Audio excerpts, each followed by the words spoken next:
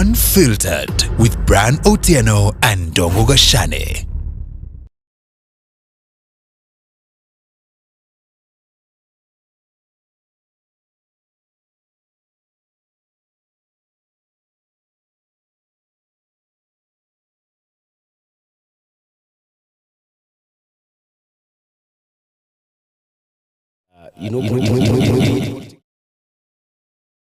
We eat politics. Exactly. Politics runs our lives, everything Kabisa. about us. Kabisa. So yes, we invite guests and we talk to them about many issues.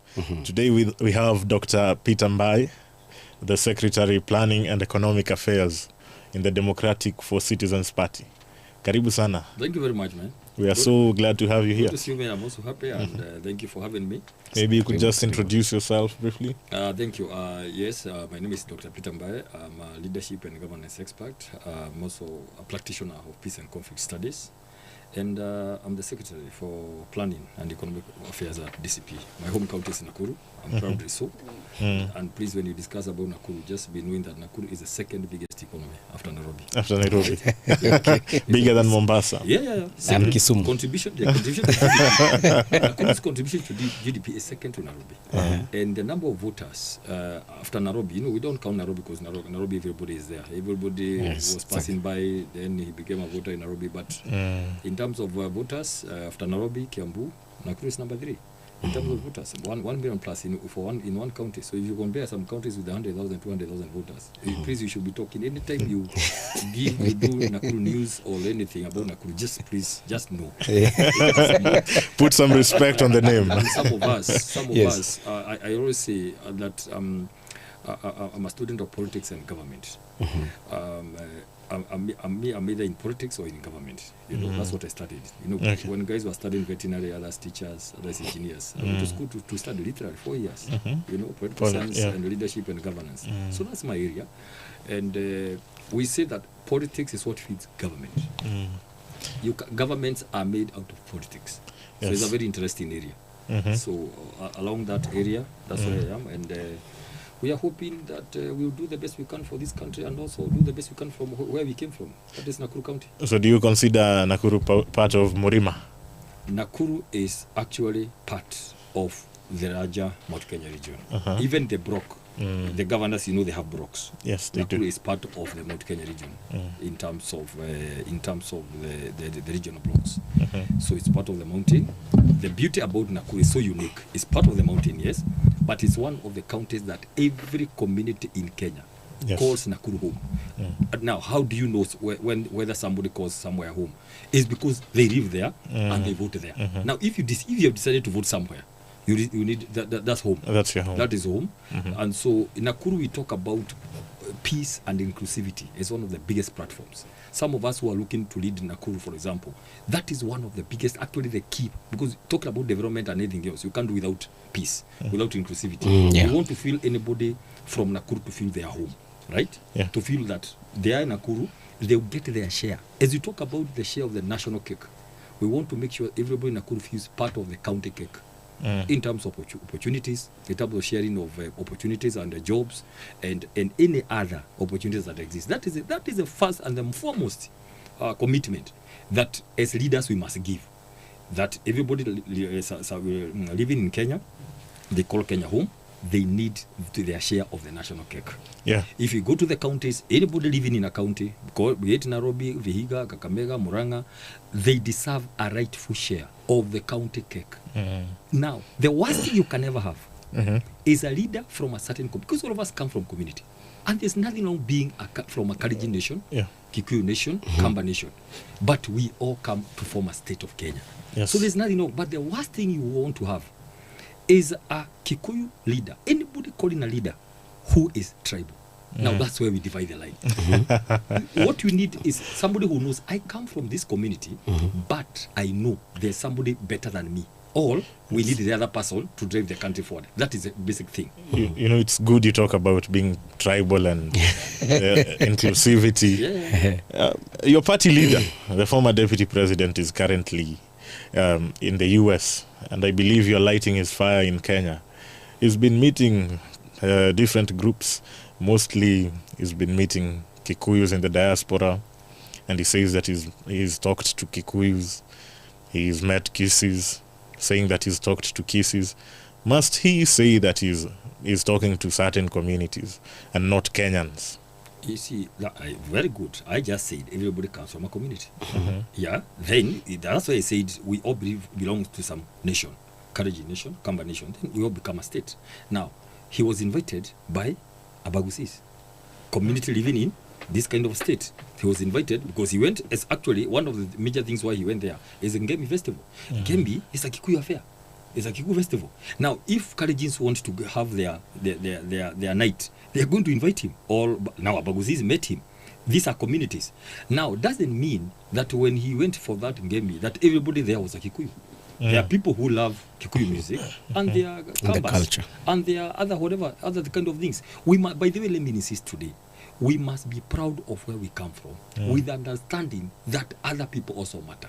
And that's why I say the biggest danger is a leader who is a tribal. Because being a leadership position, you'll have a lot of opportunity to influence a lot of things. If you are tribal, you become a disaster to yourself, to your community, and the whole country.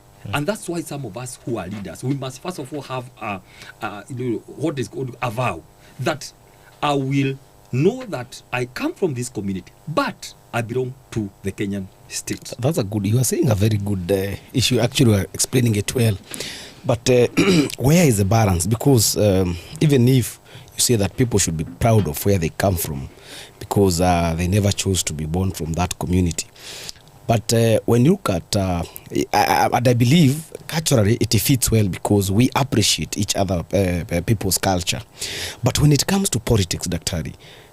Former Deputy President has been described by his critics as a tribal bigot, a leader who only thinks about Murima, who thinks and goes.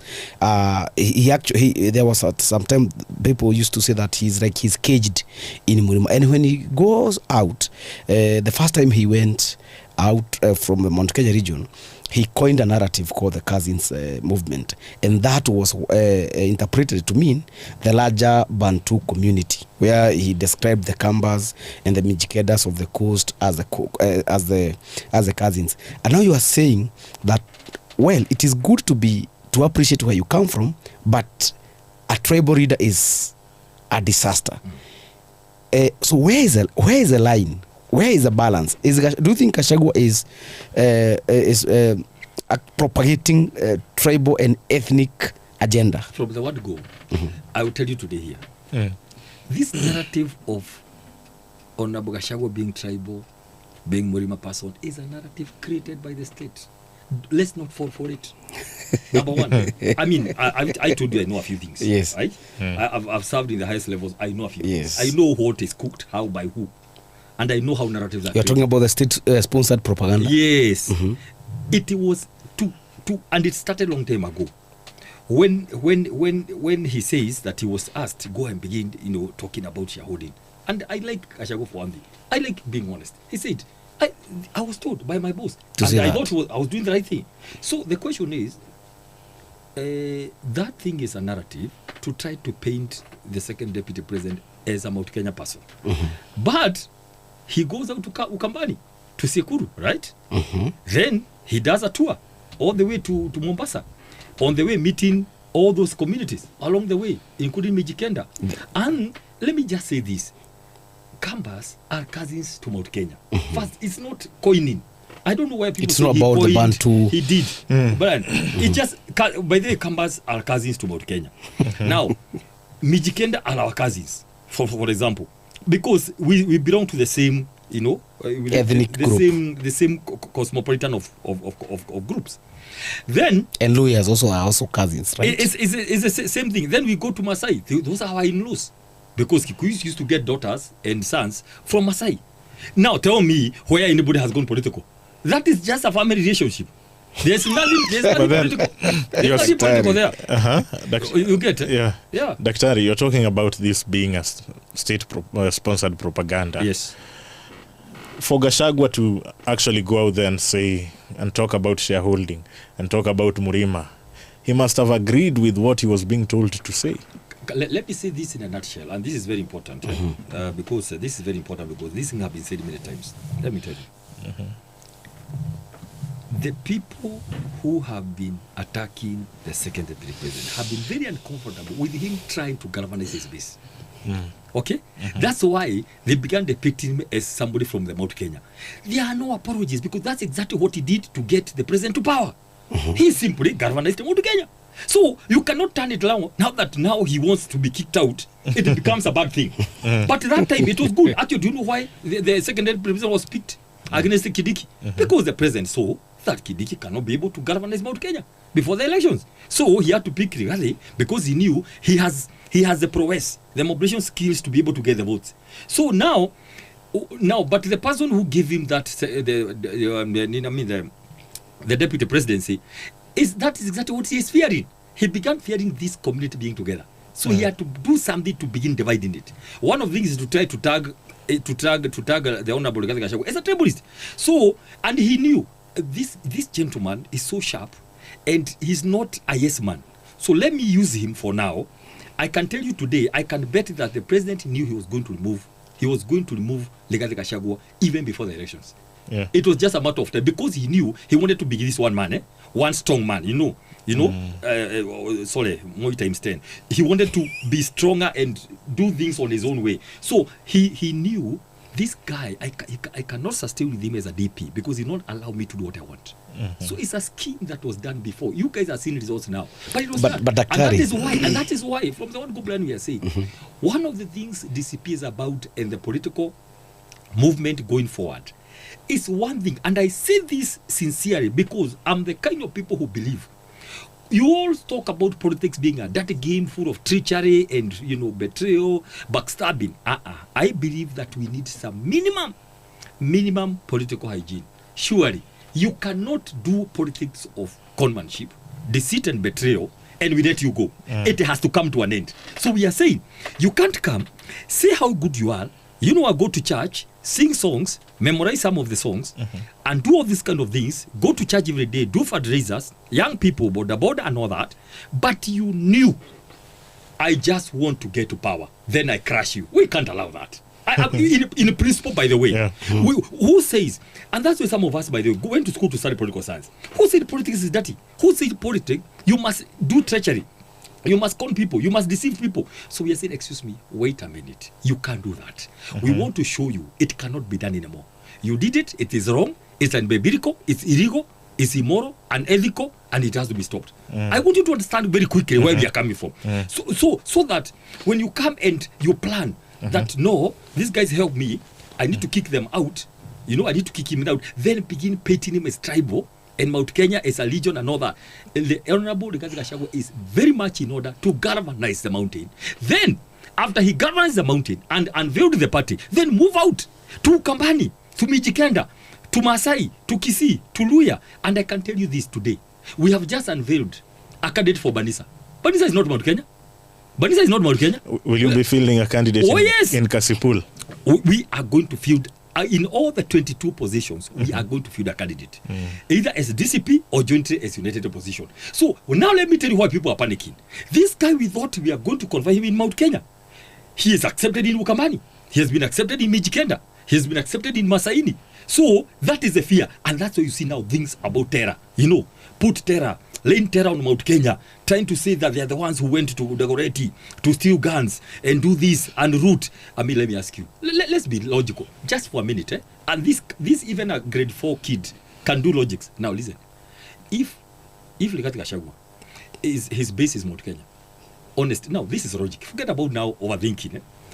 What business would he do to go and pay money to young people from Mount Kenya to go and ban Naivas and Quickmart and Maguna, businesses that sustain the mountain and who are owned by mountain people? Logic.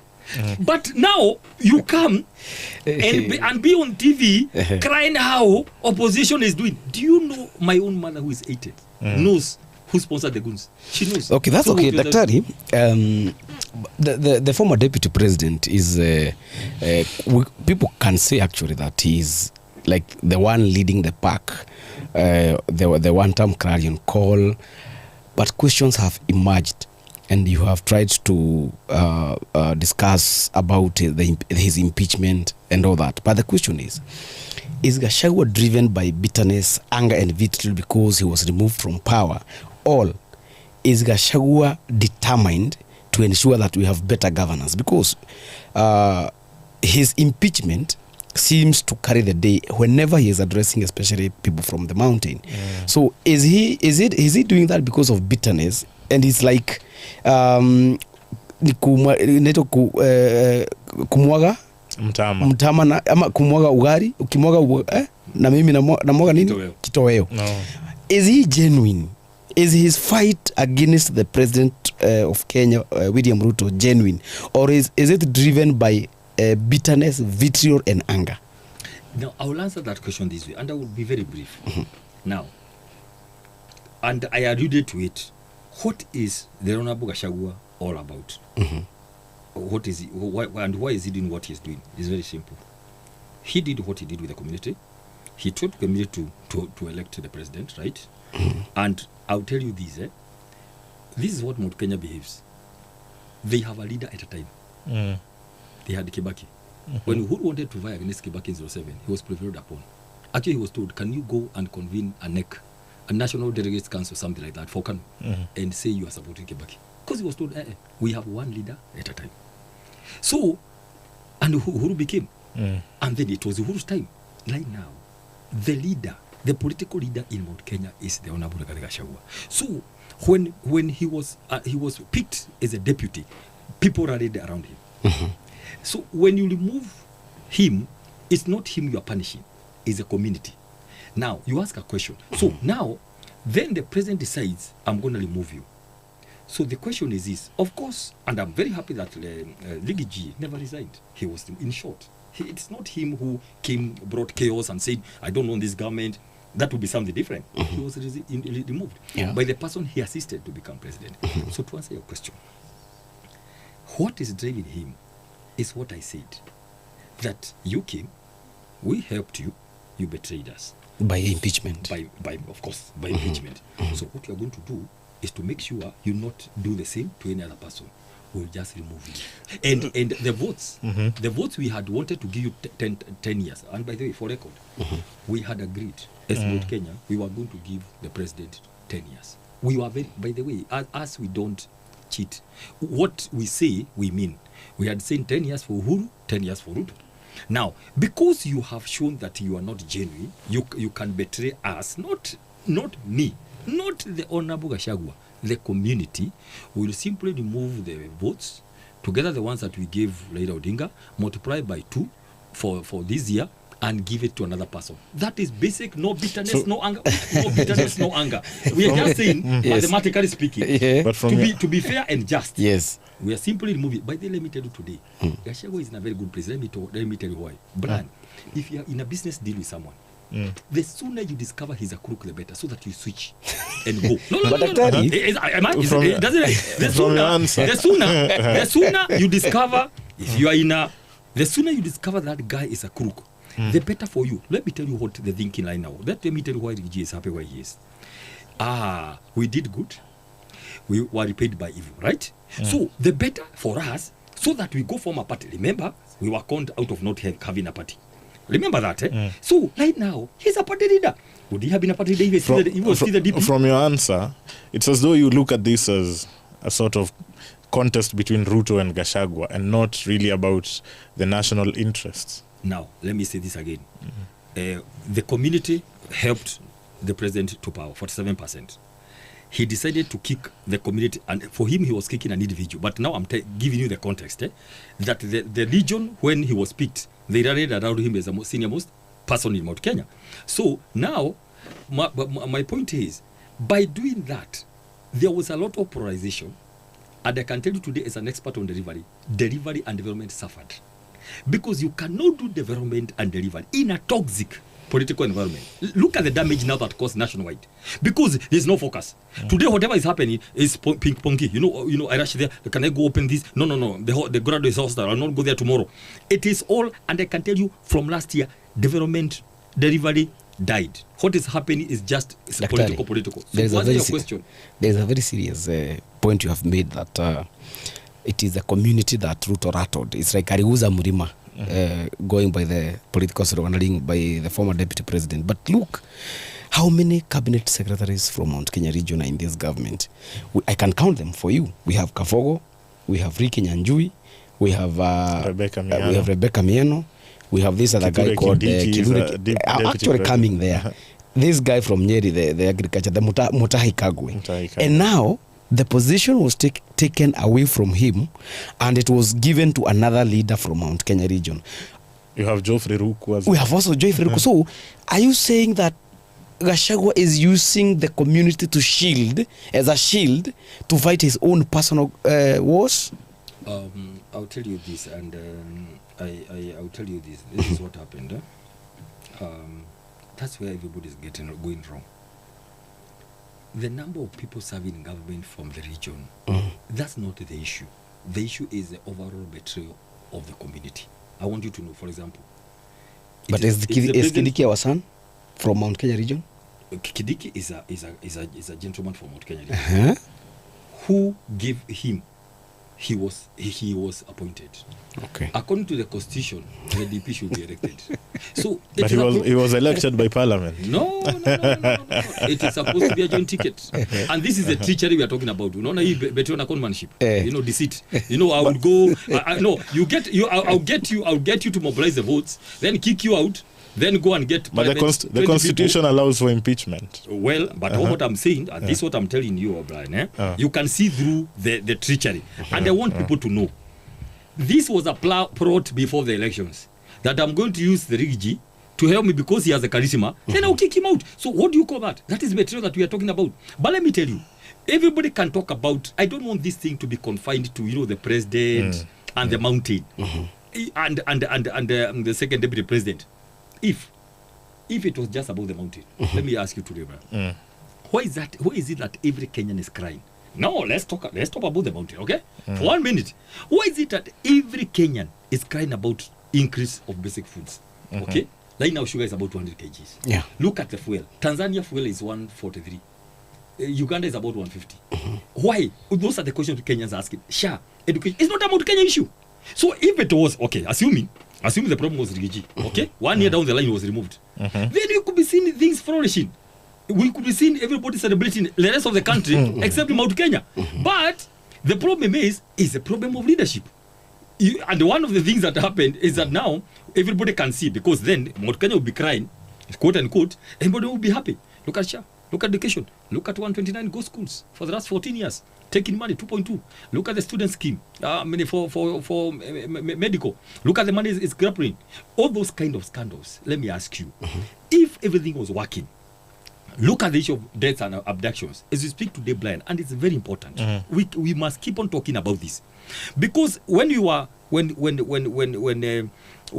confronted with enough is enough, like 2 times, enough is enough, I never saw anybody being commiserating and be empathetic with the people who are actually in the mortuaries. Nowhere. The 2 times we had enough is enough, and I was asked, enough for who? Who? This message of enough is to who? Because enough is, you should be saying, we have killed enough and enough is enough. We are not going to kill anymore. Because people are in the morgue as we speak. We have been burying young people. And do you know what is very interesting, Black? In all those burials, you never see any government official. They kill our young people. We are left to bury them. I was in a burial in Turi of a young man who was going home. A Form 4 student at Jengarume Secondary School. He was shot. Dead. A bullet from here to the other side. It exited. We are burying another tomorrow. Shot in Naivasha. We are going to bury him in Subukia tomorrow. What are we talking about? This bravado. Actually, the other day I was analyzing. What is this anger about? Oh, this anger twice. What is this about? Is it about, is it about the narratives, so that Kenyans can build the narrative that it is, it is a Guardian team and the company that came to eat themselves, to come and attack their own people? Is it to push the narrative of regime change? Is it narrative again? Narrative of regime change? A very horror narrative, But honestly, who cares about regime change? Hold a minute. Is it to cause people to know there's too much chaos to agree to dialogue? As a political analyst, I try to see what you're not saying. So when I see the anger, but there's no mention of the people who are murdered, people who are injured, people who are maimed, But the only thing we saw is shoot the leg now, not the head, shoot the leg. And those kind of things. I was asking, is this enough anger meant to, as a decoy, so that people don't see that these are the guys perpetrating this, so that people can shoot their attention and get scared, put some fear in people. There is nothing like that. What is enough is enough. I want to ask you a question as the Secretary for Planning and Economic Affairs. Yeah. Beyond getting back at the president for betraying the community, what is DCP's agenda for Kenyans, especially what is your economic philosophy? Thank you very much. Let me correct you, Kidogo Brian. You say besides getting back at Ruto for betraying the community, no. Getting back at him for betraying Kenyans. Please, could have been put in. but you're the one who spoke about it. Wait a minute. It's not always about the president or the state against Mount Kenya. Yeah. Please, we are going to lose it. It's about the president and the Kenyans people from 47 counties who are crying today. People who are burying their people, 115 since last year. People who have been abducted, never seen. People who have wounds, they have lost all their savings going to hospital because of bullet wounds. Right? That is what we are talking about today. Let us not run away from that. By the way, we must make sure we continue putting the conversation where it is supposed to be. Right? These issues about unemployment, saying about a million per year, it's now 3 years. Where are the 3 million jobs? Talking too much, but no action. So the conversation is not about Mount Kenya or the Honorable Gachagua and the president. It's about the state, what he promised to do. Listen. The issue of abductions, the issue of killings, the issue of all these kind of people disappearing, Cyber Crimes Act, putting laws to stifle expression, right? The issue of, now you ask me a question. Once we do our first agenda, because our agenda is very clear, and nobody is going to take that from us, Brian. However much you begin to tell us about dialogue and all that, nobody will hear. And by the way, for record, I want to state today, so that nobody is left in doubt, the DCP party, the official opposition in Kenya shall not, is not interested with any dialogue. You don't need a dialogue to be told not to kill. You don't need dialogue. Nobody, he has never retracted that issue of shoot to kill. The CS was very good because he said, imetoka juu. Right? Shooting to kill has come from up. But then instead of coming to collect, he said, actually, it came from me, but I'm amending the order from the head to the leg. To the leg. Right? But so what the question is, what is your agenda? Wait a minute. The first agenda is one term. Are we together? After one term, we'll come and say, number one, 3 basic things that any government does on earth. I'm giving now a principle on leadership and governance. Any government on earth is elected to do 3 things. 1, health. 2, education. 3, security. Let me pause there. Number 1, health. What you saw opposed by one of the biggest supporters of this government when he was finally admitted. He cried and did a very long post saying he has now discovered. The guy from Meru? Yes, the guy from Meru. That SHA is a hoax. I like that. People are coming to see the reality. We have never been told what the NHF did, even today. We were just told, there were some guys who have been eating money from NHF. Let me tell you, Dungo, you or somebody from Kagio Market, okay, or Moro Subukia, who has the capacity to go and begin making money, illegal money with NHF? It is the big boys. And the big boys are the ones who have jumped from NHF. Because you must kill NHF for you to make more money in SHA. You must give it a bad name. So you're saying NHF was disbanded? Nobody has ever told us what went wrong with NHF. Linda Mama is gone. We were told that people will be paying money. Now we are being told for you to benefit, you must pay a whole year. Who said that? Then there were people called agents. We were being told that there are people who will be paid for free. Those who cannot afford. How many have you heard being paid for free? Those are stories. Health is the most critical thing you can ever do. That's why governments are elected to do universal. It has failed completely. SHA is out completely. Let me tell you, people are dying because NHF people used to pay for. But when SHA came, no trust. You can't pay for what you don't believe. Why do you have private insurance? Because you are sure the moment you get sick, you'll be treated. People pay for insurance because they have faith that they're going to be treated. So are you going to revert? One of the agendas is one of the things you are going to do very speedily on the first day is to quickly revert to NHF and upgrade it so that we remove this funny, 2.5 companies from somewhere, Dubai, you know. So every day, every money you give, there's somebody who is siphoning 2.5 million. That is not according to me, Auditor General. Those are the issues we are talking. As we speak today, the health system has corrupted in Kenya. Can I ask you a question, because you guys are journalists? I want you to go and find out the 1% state officers which insurance they own. They are not on SHA. Now what are we talking about? Go and investigate. Do a headline tomorrow. From the members in the executive, PSs, the CSs, all the way down. I want you to go and do a report tomorrow. What they are in. They are on a special thing. NHF improved. Something like that. They are living very good lives. It's not getting stuck. I can tell you for sure. Why can't you like such stories? Now, is that what Kenyans want? No. Number two, look at job opportunities. Letters are being issued at State House. The young people, they are being told to go queue for the it's called what? District sub-county district office to go for letters. But letters are issued here. If your MP is not in broad-based, you will not get letters. So, but those are the issues you are going to say. We are saying we must stop. We must be fair to the young people. Let me tell you. That's a good one. You tell young men to go remove shirts. Go around. KDF is coming, right? NYS, KDF, KWS. They run there. But I can tell you before God, the letters are being issued as well. Are you saying the whole exercise for the... Thank you. The whole exercise for recruitment. Letters are being issued here. Somewhere. You go and say, we want to take ABCD, you take only 12. Why? Another 12. From that area, times like 290. But do you have evidence for this, Dr. I want to say this without going to the details. You know, I once served as a very senior advisor in the Ministry of Public Service. Yes. We advertised 15,000 jobs, opportunities for NYS.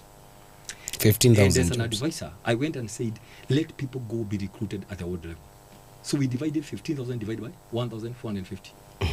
And we said, we told the officers, go to the ground and recruit people from the village. And we said, we are not going to receive calls to be given letters. Because that was the norm. Yes. You allow the children of the poor to go to the field. The children of the rich, they wait to watch TV. In the evening, they are brought letters. Yes. So he said, can we make a stop? And I remember, we went and made sure the president is aware that's what it's going to do. What happened? Do you know what happened? What we happened? went around asking, we agreed here, you are going to take 40. So the officer said, no, we were told to take 20. By the recruiting entity. Remember, we are there. Yeah. We are in the ministry. You used to be under in the delivery. Ministry of Public Service, Yes, overseeing NOS. And I went to several presidents. When was that? I mean, that was last year. You resigned last year. Yeah, that was last year. But So it is still under President William Ruto's yes, I'm regime. talking about this time. So I went and asked what happened. Out of 15,000, they made sure they cut by half the numbers we had said. Okay. They took about 7,000. Do you know what happened? Within another 1 month, letters, names were being dished left, right, and center. And within a month, 15,000 people were full. Why? You tell young people who are children of the poor to go running around. They have not eaten. They don't have fare. They ask for fare to go there. Some of them, you remember some died. Some die in those exercises. But the children of the rich, they are waiting for letters to come from up. My daddy will bring me in the evening. This is the kind of inequality even God hates. And I can tell you, we are on record. I made so many enemies. We made so many enemies in that ministry because we couldn't. We told people, please, let your kid go to the field. Let them run. Let them be picked there. All of us are the children of God. What is the problem? So are you saying you never gave your friends such opportunities? I made enemies. I made enemies. We decided that let people go and be picked. What's wrong with your son going to the field? Let them go and run. If they want you to go to join the army. So these are the things, and I'll tell you this: God gives us opportunities to lead, so that we can serve people. And the people who have no opportunity at all, even to know where to go, to go to the village, lift them up. Those are the encouragements. So when I heard one of them saying that, why are you being disturbed? I was asked to go to State House and pick letters. That's a corroboration. It's just to add to what is happening to the young people of the people who are in the villages. I can tell you, who have no access, there is no hope in this government that they're going to get anything right free. Because things are dished up here. Those are the kind of things I'm talking about. So what we are saying, to go back there, that is on health, that is on education. Today, If your kid comes home and asks you what grade I am, you know, you don't know whether they are senior, junior, secondary, upper, lower. You don't know. It is how many years? 3 years in the government. You should have come up with something. And universal education model, people used to benefit from help. I did benefit from help in a big way. Today, there's a problem. There's no money. Why? Because there is a vote, a confidential vote of 5 billion given to the high offices. What did Gen Zs say? After Gen Zs, remove the vote, okay? Reduce the number of advisors, kill the finance bill. All of them are back. The confidential vote, 5 billion. Of the big offices, big boys. But you can't get money to give help. You can't get money to do basic things, health, you know, education. But you capitation, do you know there's no money for capitation? You have to go and borrow money. But there's money to do these things. State House, innovation. Yeah. That's what people are saying. There are long priorities. I just mentioned 3. Health, I've mentioned education, I mentioned security. Yeah. Let me tell you, it's on record that I'll never use security institutions to do politics. What is happening today? ESCC, NIS, all this DCI, people are being harassed because of political stand. He said it and God heard. So where do you think God is here in all this? Which side do you think God is? God is the side of the people. You say God is in the side of opposition? God is in the side of the people. And the people are here waiting, watching what is happening here. And because all of us believe in God, God is in the side of the people who are being... I've just mentioned in passing. But you have elaborated well. Now, is Gachagua going to be the kingmaker or he's going to be the president? Because you have elaborated very good points on what the question asked by Brian here on what you intend to do on various issues, and you have elaborated quite well. But are we going to see Gachagua the kingmaker or Gachagua the president, the presidential candidate? You see now, don't know what you are trying to say. We are in August or so, July 2025. Elections are going to be in August 2027 because we are the people who believe.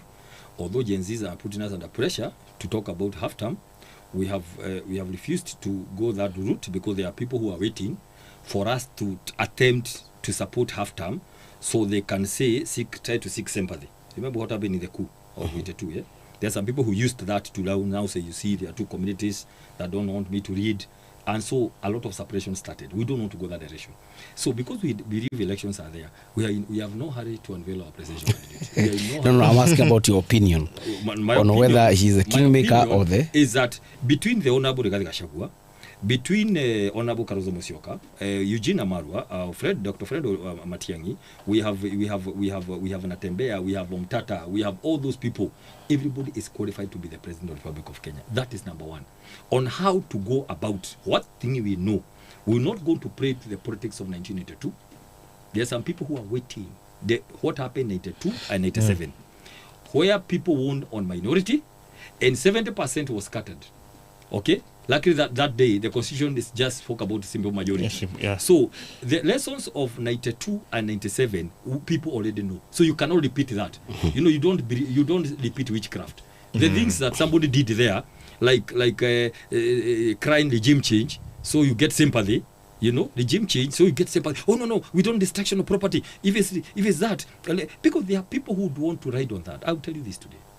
Do you know the bill on the amendment of extension of parliament is still active in Senate? It is still there. People are waiting for the right time, just like Nadiko. People are waiting for the right time to put it on the table.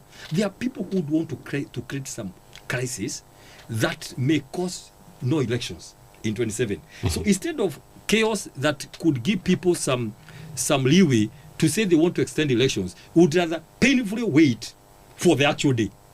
We would rather painfully wait for the actual day and clear this matter once and for all. So, to answer your question, all these people are good enough to be presidents, Mother Karua and all that. So, what we are going to do, we are looking at many dynamics.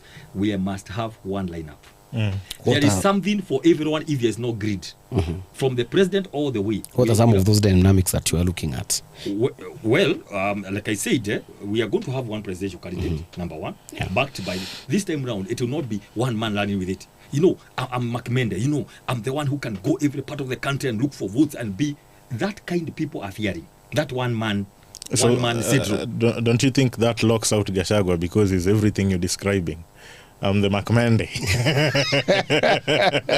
I think if there's one man who has been working very well with the other opposition leaders, it's Gachagua, because he understands what I'm just saying, that nobody can do that this time. Kenyans don't want a one-man show. Kenyans want to see a team. You say Like Kenyans do not want a Ruto. That is the point. Out of fear. You know, this meant that I'm the one, you know. But what is the I difference can call between Gachagua and everybody- Ruto in terms of Their political style. the political style? They are both abrasive. Yeah. Very abrasive. Very And abrasive. you remember They have the oomph. and you remember They when have the Ruto, charisma. Yeah, when Ruto was selecting a running mate, Yes. observers cautioned him against picking another A Ruto. person who looked like him. Yeah.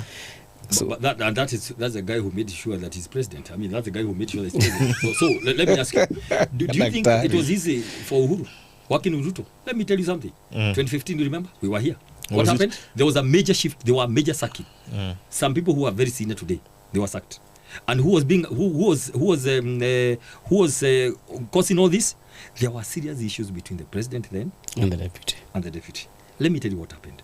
But President Uhuru, out of his own, despite all the things we had seen that he has no political experience, he just said, no, let me do this. I'll not go this direction. Let me not bring this up. Let me persevere. And the gentleman persevered. That is why, come 2018, he couldn't persevere anymore. And he did what he could do best, go to Raila and get into handshake. Listen. Now, what happened here? Let's go do some similarities. What the president was unable to do. Me, I'm not saying there's an angel on this world, is to persevere. Because all the people who have done handshakes and all these things from Moi did it when he was exiting. Right? Moi did handshake with Raila when he was exiting. Kibaki did it the second time. Uhuru didn't want to antagonize the situation before the election. At least he persevered enough to jump through the election. Now, the mathematics this one is playing to start the waters the second year. Even if you're a magician. It's interesting you ask me that question, whether it was easy for Uhuru to work with Ruto. I want to ask you a question on the flip side. You know, I covered Ruto throughout their second term in office, and what I remember of Ruto is that he never really came out against Uhuru until the end, until 2022, when he now went bare-knuckled against Uhuru. So was it easy for Ruto to work with Uhuru, who had let his subordinates, go on the offensive against Ruto? You remember how the Matiangis treated the deputy president. The deputy president at one point went to Wilson and was told he cannot travel to Uganda. Do you think it was easy for the president to work with Uhuru then? Very good question. Let me, and I will attempt to answer it. Question. Between the president and the deputy, who has the higher responsibility or the bigger person? Is the president. If you are deputy, there are issues. It's for you to show restraint as the president. So, what happens here? The person who was supposed to be the higher person simply dropped the ball and said, I can't work with you, I'm going to impeach you. Not knowing what the implication will be. And that's what I'm saying. Uhuru persevered until the second term, because at least he knew, politically speaking, I needed the election. But this one decided a long time ago, I don't need you. So the question is, in this world, people do persevere. If you know somebody, you needed him for you to be elected the first time. Like Uhuru maybe knew. He needed Ruto. Let's be fair. He needed it, then he knew, I'm not going to make a brander here. Okay? So everybody, including the Speaker of the Nation, here, everybody is coming out to say, we said impeaching Gachagua was a mistake. Everybody is saying that now. So what I think, what we can say is this. Here we are today, right? We can't go back. People have made their decisions. Impeachment was done. The country is where we are. So what we are asking here, what we are saying and what we are focused on right now here is the way forward. The way forward is very simple. Let everybody go to the field. Elections is coming. This country is in a lot of crisis and things are getting worse by the day. It's unfortunate. Yeah. We need God to sustain this country. We need peace, because without peace, nothing is going to work. Or what we are asking ourselves as leaders, let people get peace so that in the morning, people can be able to show up to work, right? People can go to farm, can go and take milk to the delivery place and all kind of thing. But I can tell you this, for us as a united opposition, all the kids that were killed we are going to court to seek for compensation. We are going to ask for habeas corpus, to ask for the people who are disappeared to be brought back. And we are in the final stages of preparing the petition to ICC. Because we cannot continue this way. I cannot come here to begin crying like the people who are crying today, who are mourning their kids. We must come and say, what is the way forward? We have had many meetings with our team of lawyers, and it is just at the tip. We must call, somebody has to be accountable. Because it seems, Brian, nobody knows who sponsored violence and terrorism in this country. Let ICC come and tell us. So when are you intending to lodge the petition to the Anytime. ICC? We are going to invite you. Anytime. We are on it very fast. We must do it. So that, let's have, since we cannot agree on ourselves, since we are making jokes here, it is the opposition trying to arrest people, removing guns from MPs, calling them every day and then to go record statements, since we seem not to know who sponsored violence, people say people are being dropped by buses and all that. Since we are not sure, it's very simple. Since as Kenya we are not able, okay, and I thank the judiciary. I was in court when Gachagua was brought, right? That was yesterday. At Kiambu. No, the first time she was presented in Kiambu.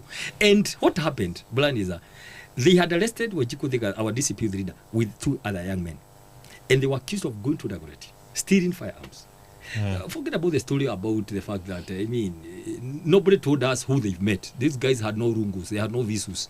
Then they're highly regarded place, like a police station, and they overran it. That's another story. You know the story about the dog ate my homework? A story that does not make any sense. Ile story ya Jaba, ati mnaenda, guys go maandamano haki yetu, you go in a police station and overrun all the policemen and go there and ban law courts. Story too. But anyway, so they said, our lawyers asked the investigating officer, was Wanjiku found with a firearm? They wanted to put the 3 together to show that this is Ligiji person who was part of the team that went to steal the firearm, so that, legend change. So that, but I think that's a matter that's very active in court. No. No, they have been freed. Oh, they have been freed. The point is, on bail, they say on bail, the but case is back they in say India. I'm saying what happened. It's like reporting what in court. They say no, she was not with the firearm. The magistrate freed her on a free vote. Okay. But as of an afterthought, they said no, if we let her go, the state will have failed, and we are saying it is terrorism. Kahawa West. Actually, one of the petitions we have today is to go to court and say, let's not misuse Kahawa courts over political issues. The terrorism charges. Yes. There's a petition to that effect. Yes, there's a petition to that effect. Let us not misuse the court. Terrorism is a very serious issue. Now we are demeaning the issue of terrorism. Now, suppose listen, if the cells are full and all the magistrates are handling people who are said to have touched or have done everything, then terrorists come up. Where are you going to arrest them? Where are you going to hold them and all the cells are full? Okay, sawa daktari. The court is full, the magistrate has a full diary addressing other issues. So we have that petition to say, please don't use political issues, push for democracy to misuse. That court is it is funded by UN. So let's stop these kind of things happening there. That's fair enough. Kenyans are waiting for an apology. Kenyans are waiting for an apology because it's very wrong.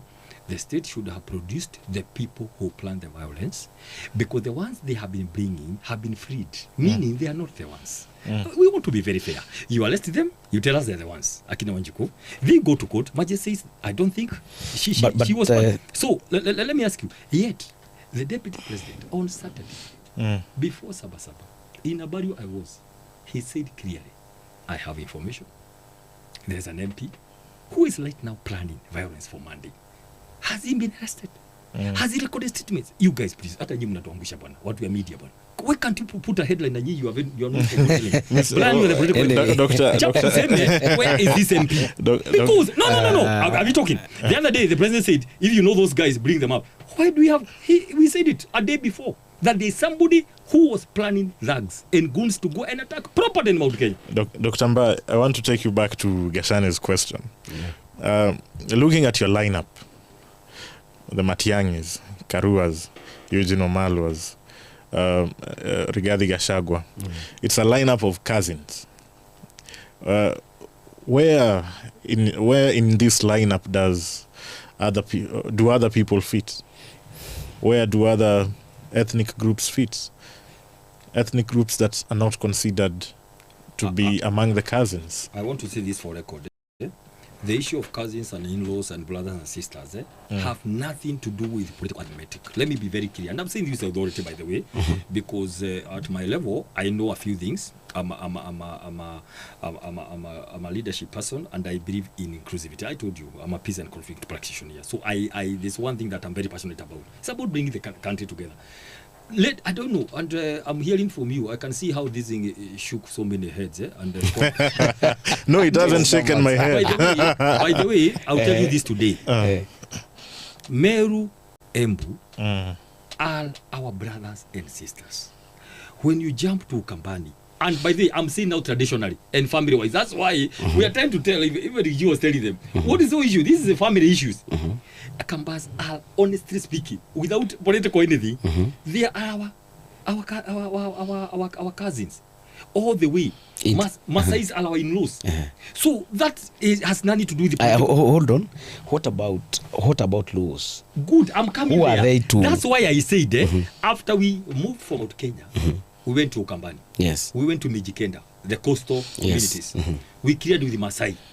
We have cleared with the Kisii. Sure. We have cleared with the Western. If you remember, I said one thing. Yes. What we are going to see, I have just said that we have unveiled a candidate in Vanessa. No, that's okay. But my question, Daktari, is Kambas, in respect to cousins, Kambas are brothers, the Maasais are in-laws. Yeah. The Luya community is are they what? They're cousins. What about laws and Karejins and Kushites? In our political arithmetic. Now get it from me, because you're going to see this happening. Yes. You have mentioned, of course, the people who have been watched, Mheshimiwa Gachagua, Kalonzo, Matiang'i, Natembeya, of course, Eugene Wamalwa, we have Akina Malala there. Yeah. Now, you are going to see very key figures. Now, Mark, take it from me. Very key figures from Luo Nyanza. Not even now South Nyanza. South Nyanza we have already. Luo Nyanza. Very people who believe in the spirit of the official position in Kenya. But how are we going to baptize them? Cousins or brothers? No, you don't have. Everybody's a Kenyan. Come on, but but Daktari, with all the due respect, no. Listen. We've said that Kambas are cousins. Yes. Giriamas are cousins. Masais are in-laws. What name? They are fellow Kenyans. Come on, everybody. No, but Daktari, this is a family issue, and a family can come and then say we are part of the larger country called Kenya. We are going to see key figures from Rift Valley. Already they are there. You are going to see key figures from Northeastern. You are going to see key figures from now the Mijikenda people joining this table, because finally we want to make sure that everybody sits on this table of the national cake. So figures from Luo Nyanza, Northeastern, from Rift Valley will be called fellow Kenyans. No. But then the ones from I think Bantu regions will be cousins. No, actually not. Let me put it in context. There is something called the ethnic groups in Kenya. We have Kushites, we have Bantus, we have Nilotes, we have Semites. Now, what Brian was trying to ask, and what I was also alluding to, was this grouping by the United Opposition is a grouping of Rajiri Bantu communities. Wait, Daktari. And you have put it very well about the coast, Gachagua calling them cousins.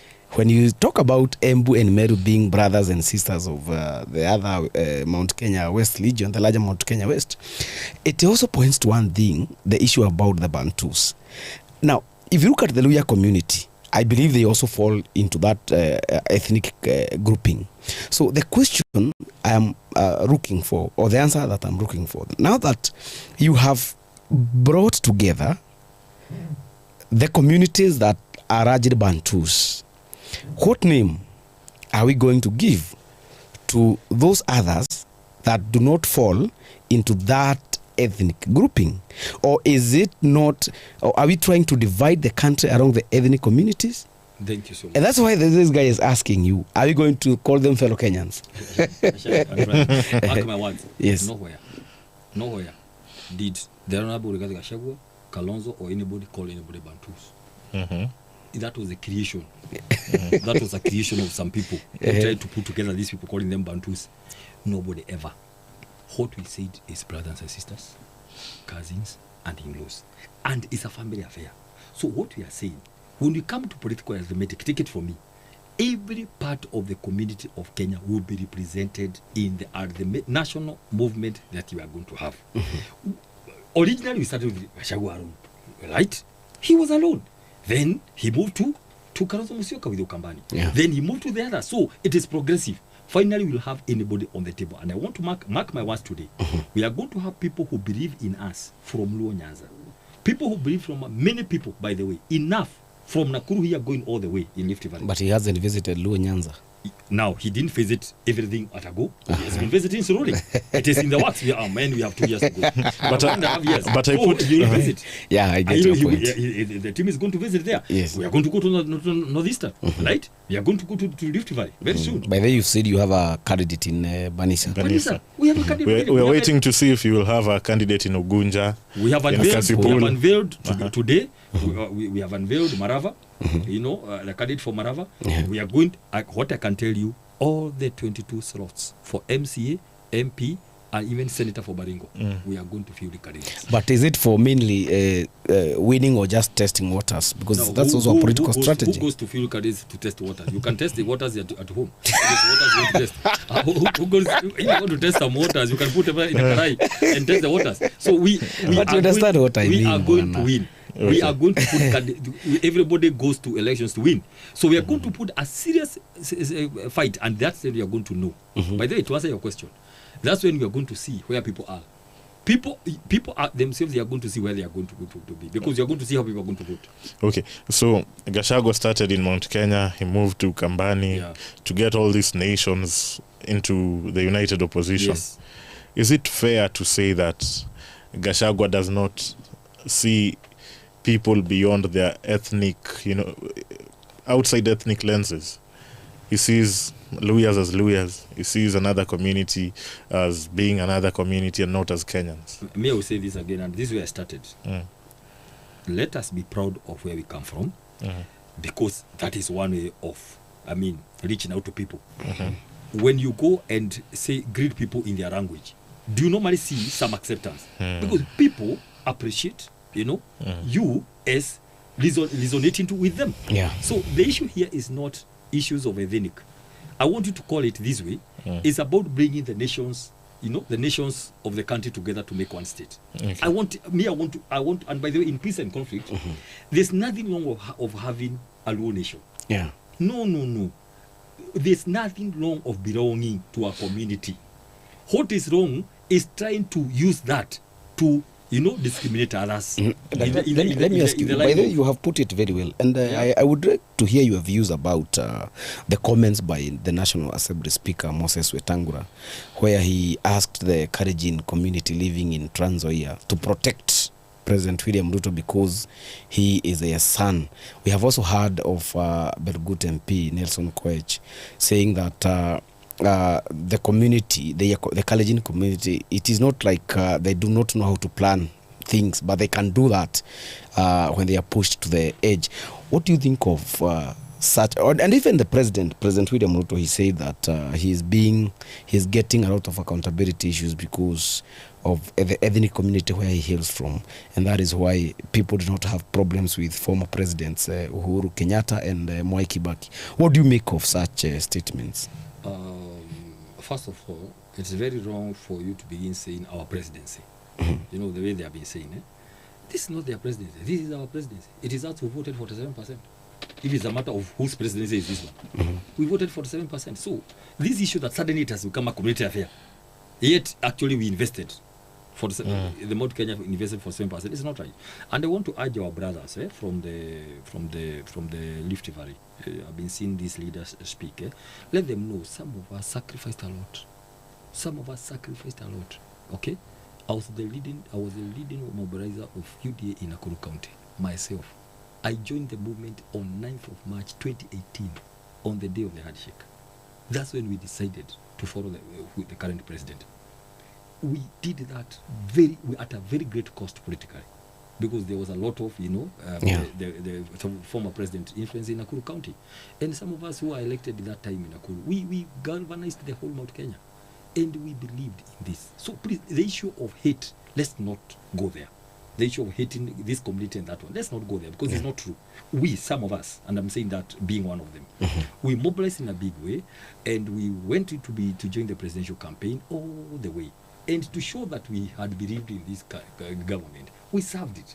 We had tried to give our best until when it was no longer possible. We could see that we are not going. The promises we had given Kenyans are not going to come to fruitful. And of course, some of us, we don't work for salaries. We work for what we can do. We have a short life. You don't know how many days you are going to live. So we cannot live. So that issue of suddenly it has become our presidency. That alone is not right. It's factually wrong. Factually, it's wrong. Some of us love the Ruto more than themselves. And that's why we mobilize 47%. So let's not go that direction, okay? And I always tell our brothers, and it's good to say this today because I believe in people coming together. Plan, in last time, there was a father and a mother who divorced, right? Yes, they divorced, went separate ways. But the children remained because some children decided to go with the father, others decided to go with the mother. We went with the mother, who is the current president. Let me say that today, because I'm a Mount Kenya person. I'm a leader.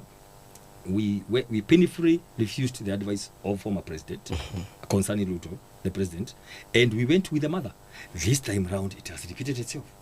The father and the mother have gone separate ways. We have decided to go with the mother. Is that wrong? Last time we went with the mother. Why don't you ever go with the father? No, I mean, this is me. And us went with the father, and they are still with the father. So as we went with the mother, so that, and then I was telling my good friends, especially from Rift Valley, but despite the father and the mother going separate ways, even if the children, some go with the mother, they are still brothers and sisters. So let us not take this thing so personally. It begin fighting like the world is coming to an end. It is, we don't know. This is political competition. Let every party survive anywhere. Let us be a bit wiser and mature. Yes. That last time we were all in the same party, right? This time around it's not possible. People are going different parties, but we must go and fight for elections and all that. So to answer your question, when I saw those comments, a few things came to mind. We are not going to report them to NCIC. NCIC has its own problems. It looks like an extension of the executive. Remember, these guys, they are hanging on an act of parliament. So anytime, if they try to summon Koech or Kamket and all that, they're going to be disbanded the following day. So they're just praying PR because they have no powers, nothing. I was reading today what their functions is: to advise government, to monitor, to preach peace, to preach cohesion. Now, what is that? First of all, that thing need to be looked at. I think it does have a lot of weight because how comes if these people are independent even a bit? And you see, they're putting that Reverend old man in a very bad situation. That guy was the president of World Council of Churches, Secretary General. Now, he's got to a place where he receives calls, summon this, don't summon. Because how do you not summon all the other people, then you are told to summon Gachagua? But I spoke to him and he told me that he's summoned Nelson Koech and a number of politicians. Where is the letter? Come on. No. The letter summoning Ligiji was in the press. Show us the one. Because I can tell you within 2 weeks, that NCSC will be disbanded in parliament. They have if they dare someone. Yes, they have the conspiracy of numbers in this bunga here. So that conspiracy will be used. Let them dare. They can't. So now what are we saying? What we have decided as opposition. There's an election act. Okay? You're going to court. Anybody who have talked about stealing elections, kujazia kura kwa debe, manufacturing 24 years. The issues of we must go, who told you that we are going to go one term, we must go 2 term, they will be bad. We will be asking the court to so bar them. So there is a petition? Yes. Filed where? Which court? It is being drafted by our lawyers. Yes. We have a whole team of lawyers. Because right now Kenyans, the only refuge you have is judiciary. We cannot as executive and you cannot legislative. What about the IEBC? Do you think are there fears that you have talked about some of the leaders saying that we have the Wajir women rep saying that msijari zisipotosha tutaiba? We are going to ask because that is against the election laws in Kenya. They are going to be barred from ever vying for any position in Kenya. But what about do you have trust with the IBC? Thank you very much. This is what we have said, Brian. Okay? The mtego that was there was that we go to court. You remember we had problems with the 4 commissioners. Very well. people who are state officers, because if you are a state officer and you apply and already you have been given work, you had been applied because as a state officer you are appointed by government. Then you are told to switch. There are issues on integrity and trustability, between me and you, 4 of them. But we said it's okay. Since that's what you want, since that's where your best wisdom has reached you, that you want state officers to join IBC, because if for example, I'm moved from my position as a senior state government, and then I'm given, definitely we talk at night, definitely, because it's the same guy who, between me and you, and of course you remember we raised issues about some member who according to the constitution, the addendum. Remember the addendum issue? So please let IBC know they are getting to office with about 5 to 10% trust. Let them know first of all, and we have put it very plainly. What is an addendum? I've worked before in public service boards. Addendum is a situation whereby you have done the interviews, or rather you have published the schedule for the interviews. Then, I don't know whether it's God or who at night. You get a vision that they are very, very qualified people that you forgot. You get a vision at night and it disturbs you. Okay? And this vision is shared by all the commissioners. Everybody gets a vision at exactly 3 in the morning. That now we left some very important persons. And we wrote a letter saying this one is a person escorting the others. They were 5. All of them were escorting that gentleman from Mandela. Eden Null. The guy who was whose advertisement was made later. Was PC in Rift Valley one day. That is a guy who was an ODM candidate in 2022 governorship. He was being escorted by the other 4. In a addendum, you don't put only one. Other people you know. So you escort 4, escort that one. He finally went through. So this commission is taking place in a very low trustability. Very low down there. And with that trust deficit. Oh yes. However, it was a plot. That's why you saw opposition, we decided not going to court. Actually, we suspect this court case was sponsored. Sorry, I'm just saying we suspect. It is for Kenyans to decide. That's because we had decided we are not going to, because we are going to bring their plot, we delay this thing. August comes, we go back to Kregera, who said 2 years before election, yes, you need enough time. Yes. And then now we fall in the hands of people who don't want election in 2027. So, to answer your question, we said fine. We just come in, do what you can, but again, I'm just giving you some hints. We have a very robust team that is going to come up with, we are waiting for IBC to bring their roadmap. They say they are going to bring their roadmap, right? And timelines, right? We are going to come up with ours. And raise issues, which again, we will go to court and ask court, please help us to adjudicate on these matters. 1, 2, 3, 4, 5. Towards a free and fair, credible and verifiable election 27. So please, Kenyans, don't worry. We are here. By God's grace, we have a very good team. Our team of judiciary made sure that our kids who are arrested and all that, most of them, they were given free board and all that because they couldn't see a big case. Thankfully, even the ones who have been charged with terrorism, they are out on board now. We want to say that the Kenyan people, court and judiciary, is going to move this country forward. But if you go to court and probably charge their roadmap for and the timelines for the 2027 general election, aren't you aiding the current probably administration that may be the biggest beneficiary if elections was not to be done in 2027? Maybe we should have asked, what players are we going to ask? We are not going to make sure that there's anything that's going to be stopped. Let me tell you, you don't always go to judiciary to get orders and block things. You can go to judiciary to ask for advisory. Okay? To ask for advisory on the roadmap. You go and say, we are proposing as follows. Can we get this? It is possible. And those are some of the things you're going to do. The issues of what do you want to get? What do you want to see in the roadmap? Now, you see now, what the plan is trying now to do, is trying now to preempt what we want to make a very major announcement on what we have done. Because now, you're also preempting what the IBC will come up with. No. I'm just saying. Yeah. We have dealt with issues on these elections. Let me ask you, for example, boundary review is a big issue. Why? Time has passed. Okay? We can't do, we have to do a constitutional review for us to admit the issue of the review. So you see all those kind of things, and the guys will begin messing up. So before guys go messing up and we don't know where they could be sent from, let us go and ask a good clarification from the courts. How do we proceed on 1 issue, 2 issues, 3 issues? Now, remember the issue of the ghost schools. If the ghost schools can be used to steal money for 14 years, we want to ask whether there were polling stations in 2022. so that we begin seeing what's going to happen. Those are the issues we are going to working on. Already our lawyers have written to ask to look at for the ghost schools. We are not worried of the money they stole. Okay, they stole the money. Of course, the guy who have been there, we are also going to court to ask for private to come, private prosecution, come and tell us where the money went. Anybody who was in accounting office for that money, from the top all the way down, they are going to have a day in court, right? Let us be fair here. And since talking will not help, we have decided to have some action. Let's be offensive. Let us go and take action. Anything that comes. Right now there's a team looking at the fuel prices. We cannot go that direction. You cannot tell us, we have a G2G. Then you come and tell us there's a team sitting down in a month to determine that fuel is going to hike with 7 shillings. Really? Like what? We have economists. We are working on it. There's a team trying to look at how do we get in the here? How do we safeguard the interests of Kenyans? Right? So you are not worried on whether the IBC will have a transparent and verifiable election in 2027? This is what will happen. We will force IBC. We will force. We will force IBC by the power of the people, the power of the courts.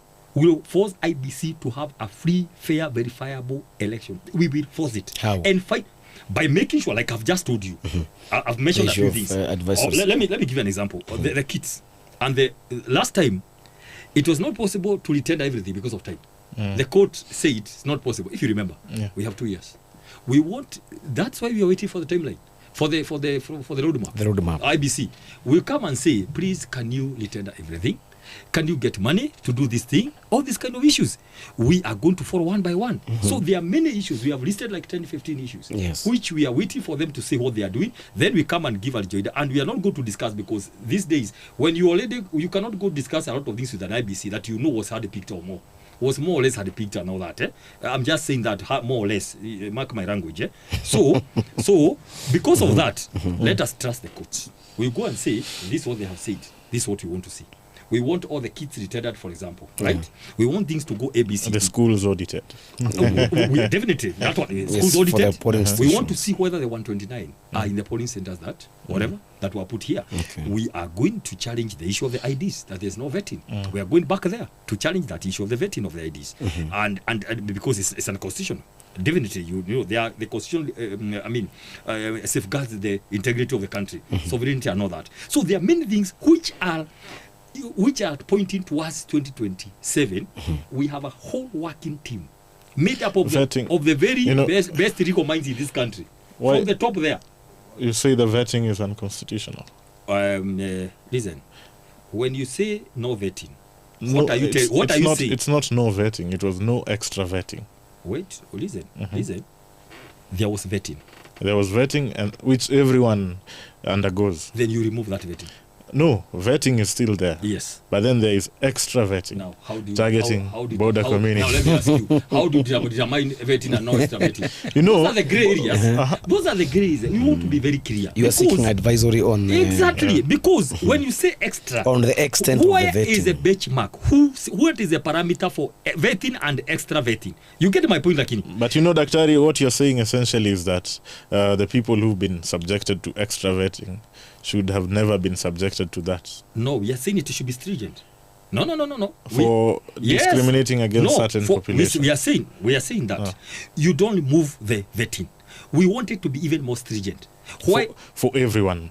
Of course, for everyone. Okay. Now, let me ask you, for example, do you know that Uhuru Kenyatta, when he was the president, he went to Mandela one day. He was told the same thing, remove the extra vetting. So let me ask you, Brian, why didn't he remove? No, what did he do? I think politically, he said, it is removed. It was not written anywhere. Do you think the president, Uhuru Kenyatta, was not wise enough to know why he was not putting a pen to paper to something like that? Because he knew something called internal security. He knew something. Why just subject a single section of the country to extra vetting? Something you're not subjecting to Brian Otieno, who grew up in Nairobi, Ndongo Gashane, who grew up in Murang'a. Are you aware that that vetting goes on in the border, all the border points? Yeah, it does. It's not just Mandela. So even thank you. Busia. Thank you. Busia, Why? Uganda, Because of infiltration, and chiefs are trained. So you cannot suddenly wake up one day. There was a president called Jomo Kenyatta. He did it. There's a president called Moi. Moi, the more you know. And that's why people are saying, hey, Moi, Tawara, Kenya, Moi, please. And Moi said it to Ramkubuka. We are remembering him slowly. Because he didn't open. By the way, so I don't forget, do you know Moi feared always during conflict? He used to say about Wamama na watoto. Moi would never kill a kid. Moi would never hurt a woman. Moi never. He used to say watoto, apana, watoto. Actually, kids would come to him. So we have, we had discussed about the. I digress. There's a question. Yes. We are saying we have a list of issues, and it's important for Kenyans to know that we, God willing, the united opposition, DCP, all these other parties, we have a working team.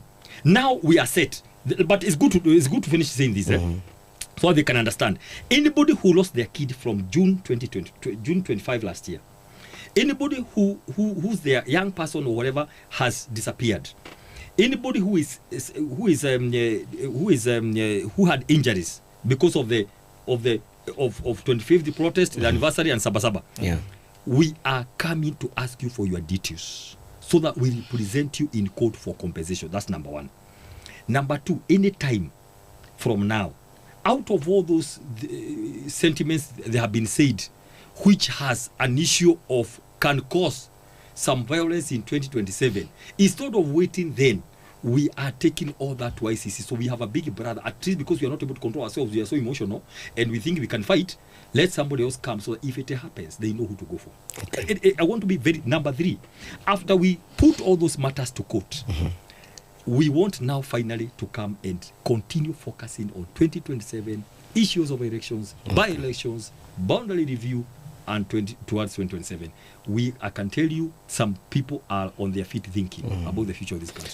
Thank you so much, Daktari, for having time. And we believe that in future, when we invite you, you also avail yourself. Okay. It was nice having you. I'm Dongo Gachane, and we had my co-host here. Brian Otieno. Asante. Have a good one. Asante. Thank you.